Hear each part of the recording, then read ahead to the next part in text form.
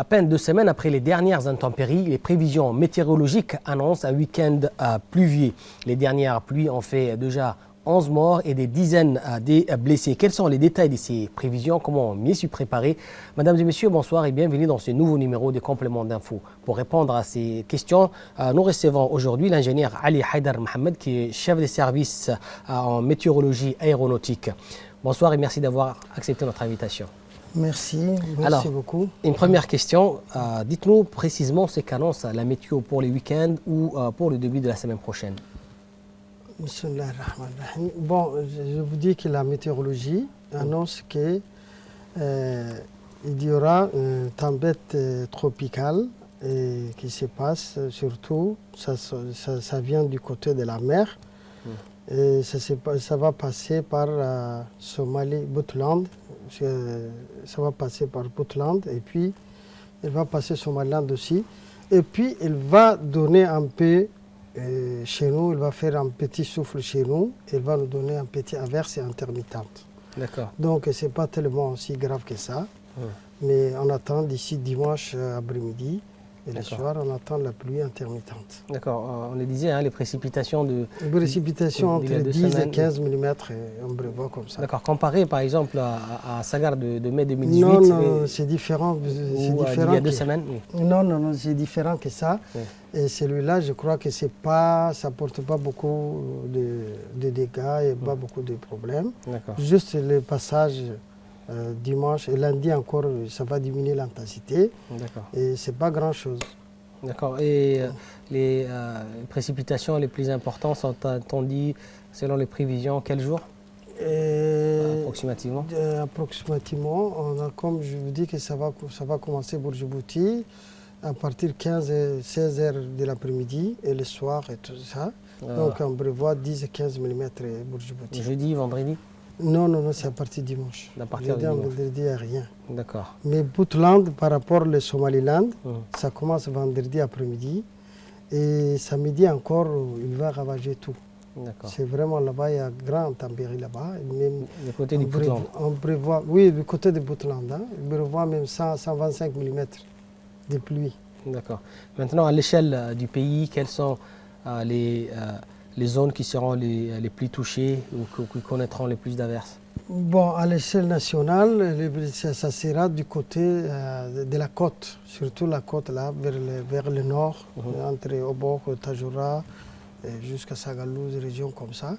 Donc, comme on a la pluie qui vient du côté du Yémen, Aden, il vient du côté, c'est-à-dire la rentrée maritime. Ça vient du côté là-bas, donc ça va toucher plutôt sur la côte du pays.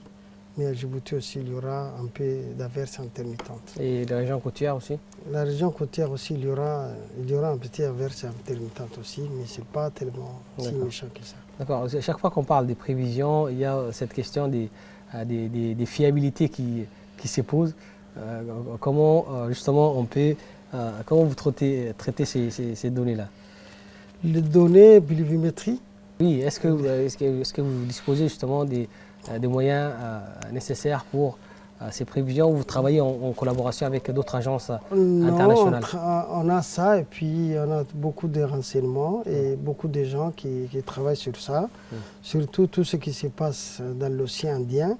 C'est les Indiens qui s'occupent, c'est eux qui sont les responsables. Et puis on a plusieurs satellites américains, français, des hindous, il y a plusieurs satellites. Et on essaie de faire, à partir de toutes les données sont réunies, on essaie de faire les prévisions, à peu près exactes comme ça. Et donc les données recueillies auprès des Indiens, vous les traitez ici sur place? On traite ça, et puis on essaie de voir plusieurs satellites et qui donnent différents renseignements. On essaie de traiter, après on essaie de vous donner des renseignements comme il faut. D'accord. Justement, même si vous le disiez il y a un instant, les risques n'est pas c'est aussi important qu'il y a 2 semaines ou que mai 2018, mais comment les Djiboutiens doivent se préparer? Est-ce qu'on doit s'attendre quand même Quand même, c'est toujours, tu sais, à Djibouti, une fois qu'il pleut, c'est toujours, il y a des pluies, il y a de l'eau qui stagne et tout ça. Mais autrement dit, c'est pas tellement Si méchant que ça, c'est pas beaucoup. On prévoit uniquement les soirs du dimanche et tout ça. Et puis lundi, je crois que ça va diminuer l'intensité.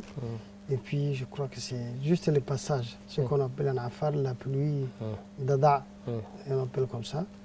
Mais c'est une pluie qui fait va-et-vient, sous forme d'averse. D'accord. Justement maintenant sur le plan de la collaboration entre les services de la météorologie et les départements impliqués dans les plans Orsec, comment s'est passé dernièrement concrètement la collaboration? Dernièrement, on a bien travaillé avec le ministère intérieur qui a bien travaillé, qui a bien voulu travailler. Il a alerté à tout le monde, soit pompiers, soit assainissement, soit même le ONG et tout ça. Et il nous a demandé sur toujours le temps qu'il va faire, qu'il fait, tout ça. On a travaillé en étroite collaboration avec le ministère intérieur et ça s'est bien passé. Et est-ce qu'en ce moment vous êtes en collaboration aussi par rapport à vos prévisions? Actuellement, on envoie toutes les prévisions, on envoie au ministère intérieur, même à la présidence, même tous les côtés. On essaie de prévenir la population ou bien tous ces gens-là. On essaie de prévenir, même les ONG qui nous téléphonent. Les ONG? Oui, qui nous téléphonent, surtout les BNUD, surtout tous ces gens-là. Et des gens surtout qui sont des voyages maritimes, surtout à la mer et tout ça, ces gens-là, ils téléphonent beaucoup. On essaie de leur donner les données météorologiques et puis les prévisions, le temps qu'il va faire, surtout comme ça. Et avec toutes ces demandes, il semblerait que vos services soient un peu débordés, inhabituellement, je veux dire. Oui, mais on essaie de faire tout ce qu'on peut faire. Toujours la météo à la disposition de la population. Et nous, on ne fait qu'avertir, on n'a pas d'autre choix. D'accord. Voilà, donc c'était M. Ali Haïdar Mohamed du service de météorologie aéronautique. Merci de nous avoir suivis. On se retrouve la semaine prochaine avec un nouveau numéro des compléments d'info.